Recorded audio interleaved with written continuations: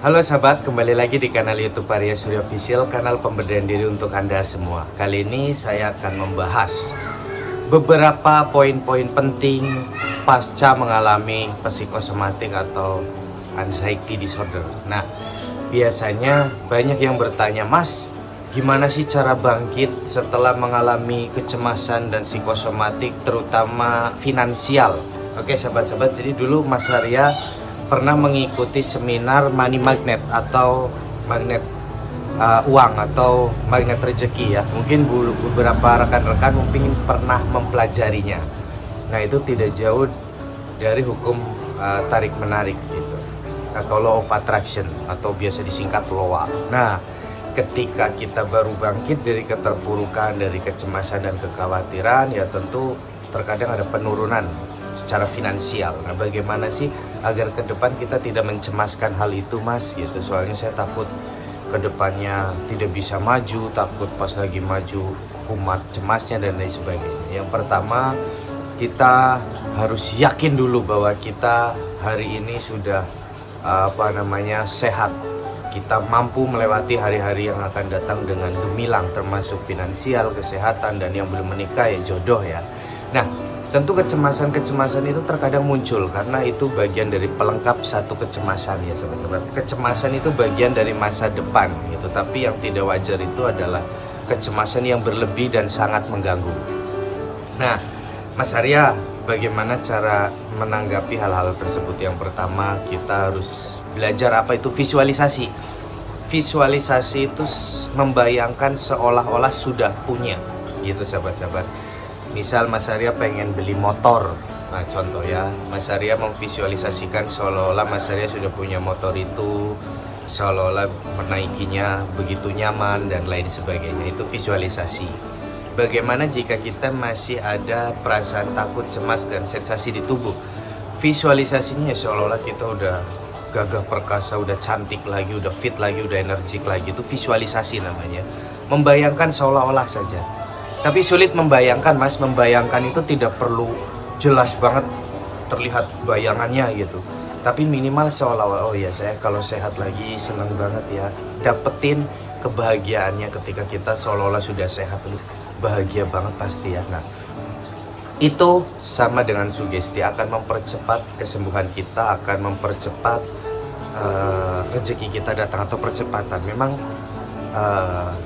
rezeki itu sudah ada yang mengatur gitu ya, tapi kita alangkah lebih baiknya mengambil bagian kita untuk mendapat yang cukup gitu, atau yang banyak gitu kan. Kadang kita kalau cukup saja nggak mau cukup, pengen yang banyak gitu. Nah, itu ya seperti itu, atau percepatan, atau kita nanti tergerak untuk menjemputnya gitu. Nah, terkadang ketika orang mengalami psikosomatik kan hilang gairah melihat uang, hilang gairah mencari uang gitu. Nah, biar semangat lagi ya, biar kita terpicu lagi, oh ya saya harus semangat lagi mencari uang.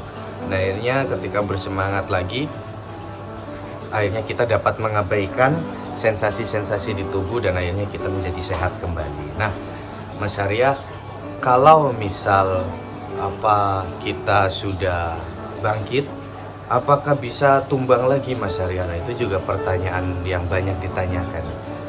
Jawabannya bisa, namun itu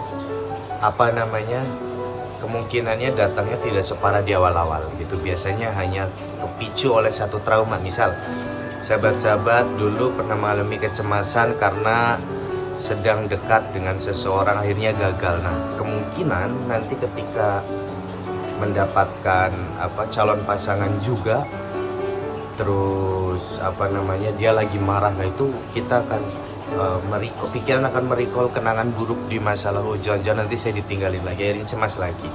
Nah, itu yang dapat memicu untuk muncul lagi. Tapi ketika kita penuh kesadaran, kita penuh istilah mudahnya ya, kepasrahan lah, dalam artian pasrah bukan berarti menyerah ya, itu justru akan lebih mudah, lebih ringan menjalani kehidupan ini. Barang siapa yang menjalani kehidupan ini dengan perasaan yang ringan, yang ikhlas, yang sabar, yang sadar, dia selalu sehat fisiknya, pikirannya, dan tentunya rezekinya juga melimpah. Ketika kita memiliki badan yang sehat, rezeki kita pasti datang dari berbagai arah, dari tempat yang tidak terduga-duga. Nah sahabat-sahabat, setelah visualisasi, apalagi Mas Arya, yang kedua adalah afirmasi. Afirmasi itu menulis, sahabat-sahabat. Mudah untuk saya meraih, contoh yang kecil dulu, misal sekiranya penghasilannya 5 juta, ya dinaikinnya sedikit dulu 6 juta gitu. Mulai hari ini mudah untukku mengumpulkan uang, contoh 6 juta gitu, ditulis. Nah nanti ketika goal itu, pikiran kita akan semakin yakin, sahabat-sahabat, ketika tembus ya sampai 6. Oh ya, ternyata ketika saya menulis afirmasi goal saya 6 juta, ternyata tiba-tiba saya terpicu untuk berbisnis online. Nah tiba-tiba terpicu, nah dari dia online itu dapat tambahan dari penghasilan biasanya 5 juta menjadi tambah 1 juta dari online shopnya jadi 6 juta. Weh, ternyata goal Mas, tulis lagi, naikin lagi bulan depannya jadi 8 juta gitu. Nah akhirnya kita terpicu lagi, nah akhirnya menarik rezeki ke dalam hidup kita gitu, atau istilah kita produktif ya. Nah ketika orang setelah sembuh tentunya terkadang ingin melakukan banyak hal gitu. Tapi ketika kita sudah merasakan sangat tidak nyaman, tentu kita hanya ingin sehat. Tapi ketika kita sudah sehat, kita menginginkan banyak hal dalam hidup kita. Ingin punya ini, ingin bisnis ini, ingin mengembangkan ini, itu, dan lain sebagainya. Nah, untuk sahabat-sahabat, setelah afirmasi dilakukan, yang ketiga sahabat-sahabat, berdoa ya. Berdoa menurut kepercayaan dan agama masing-masing, berdoa sama Tuhan, sama Allah, agar apa yang selama ini divisualisasikan, diafirmasikan dapat terkabul dengan baik gitu. Nah, pastikan ketika kita melakukan visualisasi, afirmasi, dan berdoa itu, kita sudah benar-benar mengikhlaskan masa lalu, menyadari bahwa masa lalu kita adalah pembelajaran penting yang menguatkan kita, yang mendewasakan kita, yang membuat kita menjadi lebih hebat tentunya dari diri kita yang dulu gitu. Karena setiap waktu, setiap detik adalah pertumbuhan bagi orang-orang yang berpikir. Orang yang umurnya 50 tahun belum tentu lebih dewasa dari orang yang umurnya 29 tahun, 30 tahun. Orang yang umurnya 62 tahun belum tentu lebih dewasa secara emosional dari anak yang berusia, atau ABG lah ya, yang berusia misal 21, 22 gitu. Terkadang secara emosional lebih dewasa anak muda gitu. Karena apa? Karena beda generasi, beda zaman, sahabat-sahabat. Sekarang udah banyak internet, kita belajar sopan santun. Oh ternyata ketika menelpon tidak diangkat lebih dari 3 kali itu tidak sopan. Oh ternyata membukakan pintu, ketika membuka pintu di belakang kita masih ada orang lewat, kita tahan dulu. Oh ternyata ketika menguap misal, kita jangan melihatnya gitu, atau kita pura-pura tidak tahu gitu, karena takut orang itu akan malu gitu. Nah itu juga hal-hal tersebut kita dapatkan bisa dari sekolah ya, sharing sama temen, ataupun dari bacaan-bacaan di internet sekarang sudah banyak gitu. Jadi untuk cerdas, untuk pintar, untuk dewasa secara emosi itu tentunya kita lebih mudah mendapatkan itu di internet atau di sekolah kita yang kita yang kita pelajari di sekolah gitu. Apakah apakah kedewasaan secara emosi itu harus dilatih Mas? Ya dilatih dengan pengetahuan kita.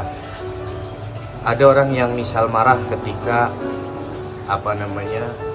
ketika bercanda. Ada orang yang marah ketika bercanda, tapi ada yang mereka tahu ini sedang bercanda gitu. Nah, jadi ada orang yang mudah emosi ketika sudah hitung-hitungan dengan pasangan misalnya. Ada juga yang tahu bahwa ini etikanya seperti ini. Baiknya ketika bertamu, oh ternyata etikanya adalah membawa bawaan, misal kayak jajan walaupun harganya tidak mahal, itu ada etikanya gitu. Dan kita dapat pelajari itu dari YouTube, dari internet, dari pelajaran agama ya tentunya. Nah, ketika kita benar-benar malas untuk belajar, tentu kita akan tertinggal. Nah, hari ini ketika sahabat-sahabat yang sedang mengalami satu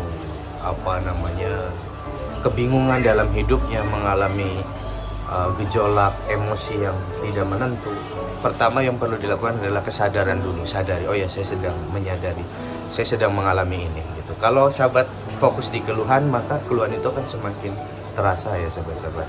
Nah, hari ini tentunya sahabat menambah ilmu. Yang pertama, lakukan visualisasi seolah-olah gitu, seolah-olah oh ya saya sudah sehat, oh ya saya sudah punya mobil ini gitu. Nah, itu visualisasi itu dilakukan orang-orang sukses sahabat-sahabat. Yang kedua, afirmasi. Semakin hari saya semakin mudah untuk mendapatkan impian saya, contoh motor, contoh sepatu dan lain sebagainya. Yang ketiga doa, dan yang terakhir ikhtiar ya. Langsung setelah melakukan itu tapi tiap hari tidur terus, itu tidak akan menghasilkan apapun. Ikhtiar, kerja, kutik-kutik online shop, ataupun mulai belajar membuat branding. Misal kita jualan tas, mulai belajar buat video singkat tentang tas itu, kelebihannya apa, kemudahannya apa. Nah, itu akan membuat kita semakin kaya. Itu perlu ya sahabat-sahabat, agar skill kita, value kita bertambah. Nah, tentunya sahabat-sahabat juga mampu untuk hidup bahagia dan layak serta pantas untuk hidup bahagia, damai, penuh tenaga, produktif, dan hidup sehat sesehat-sehatnya. Untuk sahabat-sahabat, terima kasih telah menyaksikan video Mas Arya. Jangan lupa yang belum subscribe, di subscribe dulu, like, share, dan komen di bawah afirmasi sahabat, impian sahabat setahun 2 tahun yang akan datang. Tulis di komentar ya sahabat-sahabat yang positif. Oke sahabat-sahabat, terima kasih telah menonton. Saya Arya Surya, salam begitu untuk semua, sukses terus, ingat hipnoterapi, ingat Arya Surya. Wassalamualaikum warahmatullahi wabarakatuh. Bye bye.